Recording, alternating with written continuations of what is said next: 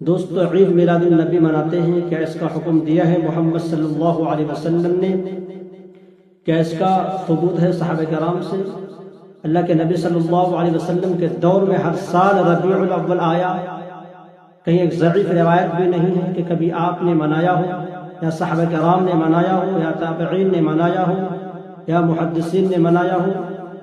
ہاں، 12 ربیع الاول کے دن اگر نبی صلی اللہ علیہ وسلم کا یوم ولادت ہے بھی تو بہت کچھ بھی اگر کرنا ہے تو روزہ رکھنا ہے، ہم تو اس کے بھی قائل نہیں ہیں، کیونکہ نبی کریم صلی اللہ علیہ وسلم نے جو روزہ رکھا ہے وہ پیر کے دن روزہ رکھا ہے، 12 ربیع الاول کے دن روزہ نہیں رکھا ہے۔